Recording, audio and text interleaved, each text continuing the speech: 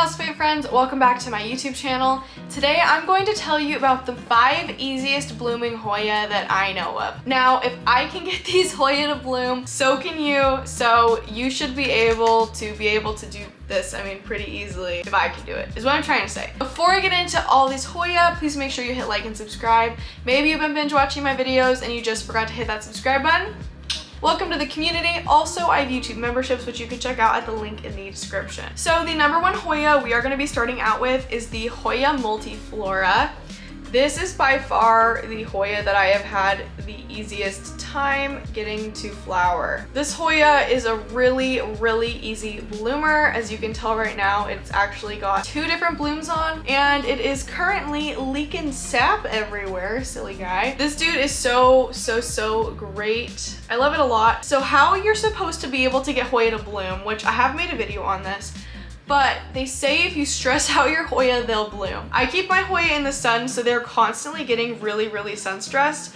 And I also only water my Hoya when they're literally wilting. You could say my Hoya are pretty constantly stressed, which means I do get my Hoyas to bloom pretty fairly often, the ones that do bloom at least. Yeah, this guy's one of them. He probably is always blooming for me, and the blooms on this guy last a really long time. Not exactly sure how long, but whenever he blooms, he lasts for a while. I mean, the ones that are open right now have at least been open for a week. So, I don't know, that's pretty badass. These ones that are about to open, I literally can't wait. Sometimes you can get blooms that will kind of open, but then they won't. Usually that's because your plant was blooming, but you didn't give it enough water while it was trying to bloom. Because when plants bloom, they need a lot of extra water because they are using a lot more of it to bloom. So, Hoya multiflora, this is one of my favorite plants. It's also one of the most, in my opinion, cool blooms. There's a lot of Hoya that bloom similarly, and you'll see a lot of milkweed plants, which Hoya technically falls into that category, or it doesn't technically, it does fall into that category. Other plants that aren't in the Hoya genus that are milkweed that do bloom similarly to Hoya. So, but yeah, sorry, I could literally talk about this plant all day, but let's move on. So the next easiest blooming Hoya, I actually don't have with me. I don't have it anymore because Hoya Bella and I do not get along, but it's obviously Hoya Bella. This plant is so easy to get to bloom. It's like the multiflora. For me, it would bloom almost as often as the multiflora. I just want to say I haven't experienced the same thing with the variegated ones, but I also don't have a peduncle yet. So, but yeah, so the Hoya Bella, I put it in the window and it gets a lot of sun. The leaves will get super stressed out, and I'll wait to water it until it gets super droopy. That's when I water it. And if there's a peduncle on your plant and you're doing all of that to it, you'll probably be able to get it to bloom. I love this plant a lot because the flowers are like a white and then a candy purple center. It literally looks like someone made candy and then put it on the flower, and that's the plant. So I don't know, but that plant for me, I would usually buy it, whenever I see it in the stores, it's blooming. I think that Hoya Bella and Hoya multiflora really just like a lot of sun, and the more sun you give them, the more likely they are to bloom. Again, just stressing your plants out in general will do it. So a lot of sun, high temperatures during the day, low temperatures during the night, infrequent watering. Those are the keys to success, ladies and men's and thems.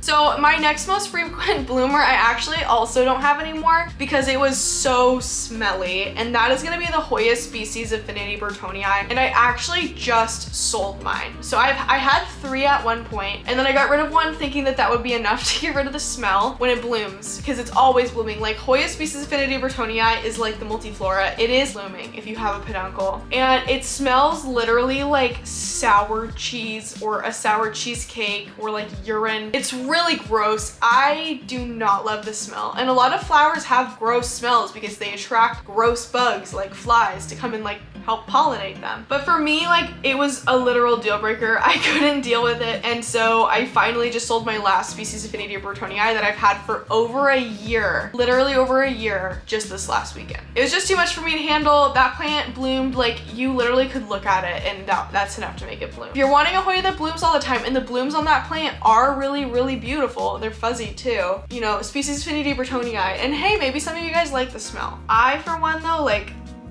it's not my vibe. My next most frequent bloomer is this lad, and this is my Hoya lacunosa Long Kauai Island, and this dude is also pretty much always blooming. I also have him in a really, really beautiful Clay by Shea ceramic pot. You can actually, I'll link her in the description because she does ship, but this plant right here, I just need to gush about this.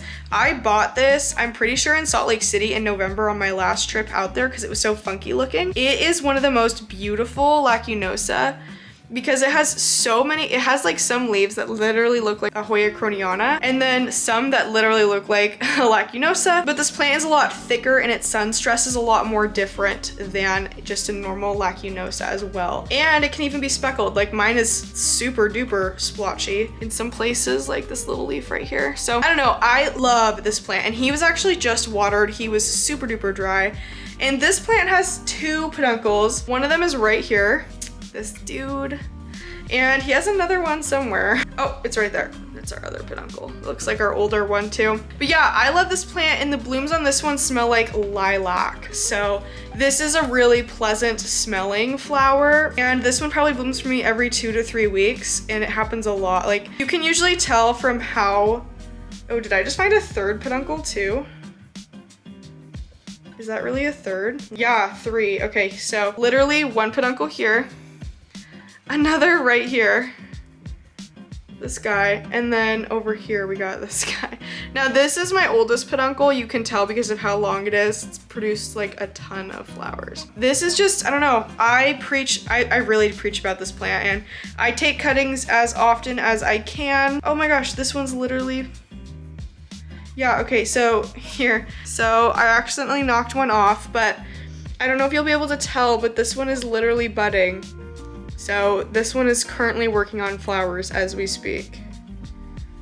I don't have my glasses on, so I can't see if that's in focus, but he's budding currently. Oh my God, they're all budding at the same time. That's really cool. Well, yep, this one's about to flower. So I was right. It's been about a week or 2 since the last flowers fell off. So yep, I adore this plant and I think it's really pretty. Hoya lacunosa along Kauai Island. So the last plant that's really easy for me to get to bloom is going to be the Hoya carnosa / also the Hoya carnosa compacta. And mine is actually currently about to pop. There's maybe 20 blooms from this one bunch from this peduncle. And I've been growing this Hoya carnosa compacta, this one specifically, for a long time. It is, I believe, my oldest Hoya carnosa compacta.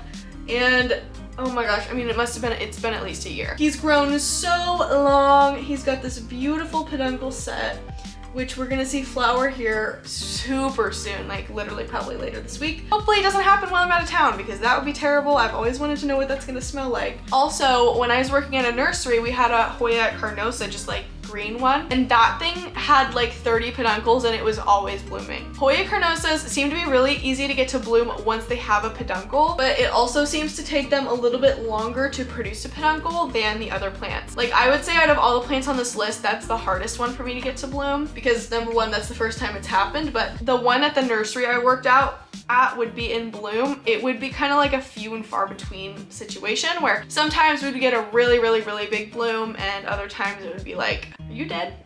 So those are all the Hoyas I know of that I have gotten to bloom. I believe my Hoya pubicalyx pink splash that I got from Ashley does have peduncles, but it has yet to bloom for me. So I'm hoping sometime soon we will see something about that. And then I do have an honorable mention. I talked to my friend Planted in Provo, who you can follow here on Instagram and YouTube. And I asked her, hey, is like, aside from all the ones on this list, are there any Hoya that are really easy to get to bloom that like I just haven't either owned that Hoya yet or haven't gotten it to happen yet? Chloe said that Hoya lockii is one of her easiest blooming Hoyas, and when they bloom, the blooms apparently last for 3 weeks. So if you're looking for a Hoya that's gonna bloom for you often and last for a long time, maybe you should think about getting a Hoya lockii. But that's it, that is my list. We have Hoya multiflora, Hoya bella, Hoya burtonii, species affinity burtonii, the Hoya lacunosa along Kauai Island, and then the Hoya carnosa and Hoya lockii. that is my video. Let me know if you have any more questions about these Hoya, like maybe just their care in general. Like I said, I keep all of these Hoya, like literally every single one of my Hoyas that have bloomed, I keep directly in a southeast facing window. So these plants get bright direct light for about